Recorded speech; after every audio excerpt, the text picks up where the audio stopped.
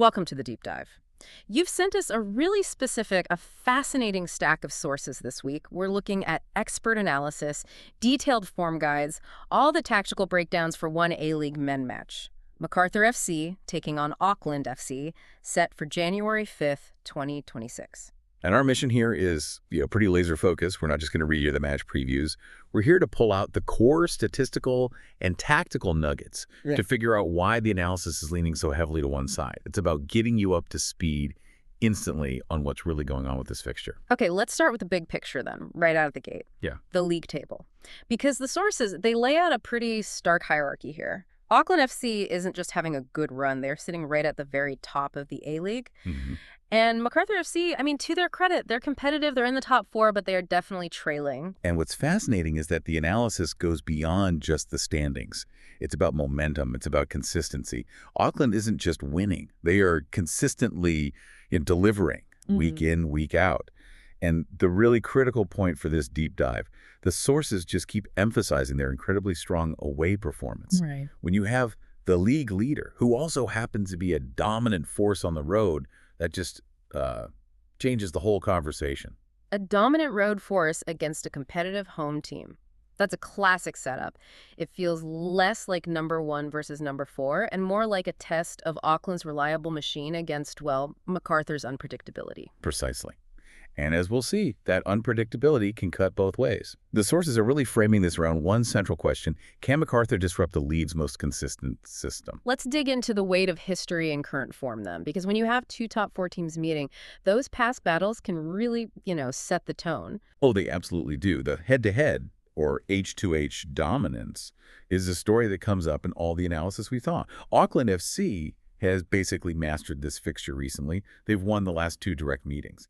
And it's not just that they won. One source pointed out that those wins came with a pretty big goal difference. That suggests it's not luck, it's tactical superiority. That's a huge point. So this isn't ancient history. We're talking about recent dominance. Is there anything further back that Macarthur can cling to? Not a whole lot, to be honest. If you pull back the lens, historically, Auckland just has the edge in results against Macarthur. They've scored more goals, they've controlled the game more often when they face off, and that psychological pressure has to be massive when you know you're already facing the league leaders who just don't seem to be slowing down. Okay, so we've got Auckland at the top. They're dominant in this specific matchup, both recently and historically, and their current form is, well, impeccable, especially away from home. Let's bring Macarthur back into it. A top four team, they have to be doing something right. They are, but the term that just kept coming up to describe them was a mixed bag. Yeah. They're absolutely good enough to be where they are, but one commentator pointed out that Macarthur tends to feast on the bottom half of the table, and they really struggle against the top-tier teams. If you look at just their matches against the top six, their form gets very patchy. And is there a specific reason for that? A common weakness that analysts keep pointing to? Yes. The vulnerability is clearly defensive, especially when they face what the analysts call stronger opposition. It's not like their whole defense collapses every time, but the sources mention specific structural problems when they're transitioning from attack back to defense, right through the middle. So this match is really shaping up to be a test of Auckland's absolute stability against Macarthur's variability. And that defensive vulnerability could get brutally exposed. It really could. Auckland is showing strength exactly where it matters most: consistency, road defense, and a proven track record against this opponent. This is where it gets really interesting for me, the tactical blueprints. Because if the sources are this confident, they must have a pretty clear idea of how this game is going to play out. Absolutely. The expectation for Auckland is, well, a relentless approach. They are fully expected to control possession, to dictate the tempo right from the first whistle. We're talking high-tempo attacking play, and it's combined with a really effective counter-press. They want the ball, and if you get it, they want to smother you and get it back in seconds. That high-tempo style means they're playing high up the pitch, right? But doesn't that carry a risk of getting caught out at the back, especially away? And that is the critical nugget that makes them such strong favorites. The analysis makes a huge deal about how solid Auckland's defensive structure is on the road. They aren't just a high-pressing team. They are incredibly organized if that press gets broken. Compared to other teams, they concede a tiny number of goals away from home. That combination control, press high, and have a stingy road defense is what the analysts are calling lethal. So the prediction that Auckland will just dominate from the start is basically built on the idea that Macarthur will be trying to solve a puzzle that Auckland has already perfected. Exactly. Which, of course, raises the big question. How does Macarthur even respond to that? Well, the sources say they can score goals. I mean, they're a top-4 team, but their attack is described as lacking that fluid, intricate buildup that Auckland has. They're all about the counter transition. Macarthur often soaks up pressure, especially against the better teams, and then they try to launch these quick vertical attacks. It usually means bypassing the midfield with a swift pass or a long ball to get their fast attackers into space. Yeah. It's about speed on the break, not sustained pressure. So on paper, it's control versus counter. Right. But then we have that Macarthur issue again. If their defense is vulnerable against strong teams, is a counter strategy really going to work against a team like Auckland that presses so high and recovers so quickly? That's where the tactical mismatch just becomes so stark. You've got Auckland's super consistent possession-based machine with that solid road defense. And they're up against Macarthur's less fluid counter-reliant strategy, which, as we've said, has this specific defensive vulnerability against top opposition. It sounds like Auckland's entire system is almost perfectly designed to exploit the exact cracks that Macarthur shows under pressure. The analysts seem to think so. One source put it quite colorfully. He said Macarthur's strategy is like trying to defuse a bomb with a time limit that only Auckland controls. The longer Macarthur is forced to defend, the more likely those cracks are to just, break open.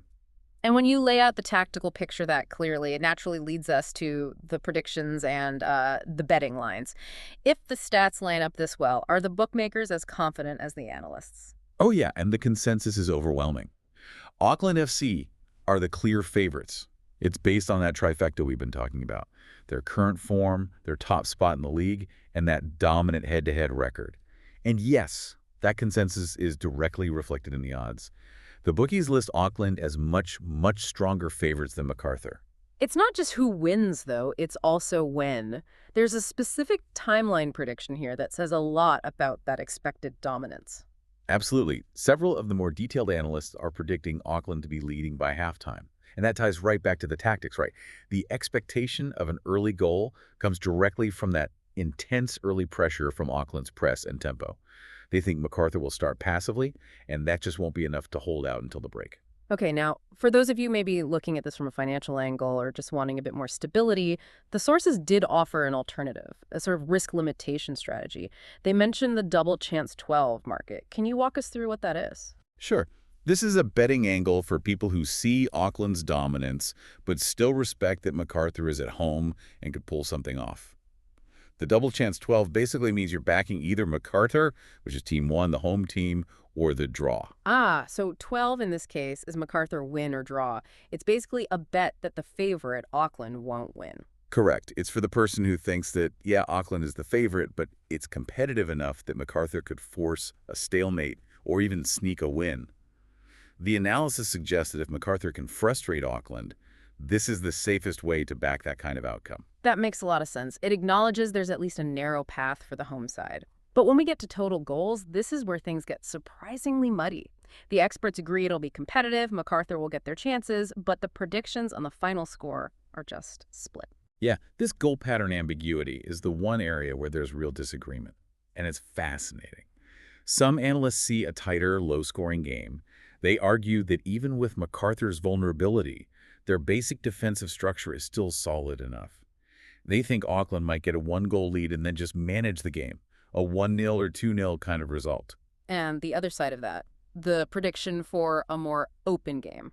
Those analysts think that as soon as that first goal goes in, and they expect it to be Auckland who scores it, the game will just break wide open. They figure Macarthur will have to push forward to get back into it, leaving even bigger gaps for Auckland's fluid attack to exploit. And suddenly it turns into a much higher scoring match, maybe 3 or 4 goals total. It all depends on how Macarthur reacts to going down early. That variance on the goals is really the one sliver of uncertainty in this whole analysis. But let's move to our final takeaway, because the overall picture is still so consistent. Let's quickly summarize those overwhelming confidence factors for January 5th. I think we can confidently say that Auckland FC is the tactical and statistical favorite for 4 main reasons from the sources. 1, they have that superior head-to-head record. 2, their stronger league position at the top. 3, that really consistent away performance, which kind of cancels out Macarthur's home advantage. And 4, they just have a much higher probability of taking control of the game early because of their tactical blueprint. They are, simply put, the more reliable, superior machine in this contest. So what's the bottom line for you, the listener? What's the most likely outcome here? The expert consensus is pretty clear. Macarthur, even though they can cause problems, especially at home, is expected to really struggle to match Auckland's fluidity and consistency for a full 90 minutes. The analysis from just about every preview points to a win or maybe a draw for the visitors' Auckland FC as the most likely result. They just have too much stacked in their favor. That deep dive should give you all the context you need to go into match day, knowing exactly why the analysts are leaning so heavily one way. It really paints a clear picture. It does. And hey, before we wrap up, let's leave you with one final thought. It builds on that ambiguity around the total goals. We know the analysts are split, right? A tight game or an open rout. So here's a question to keep in mind as you watch.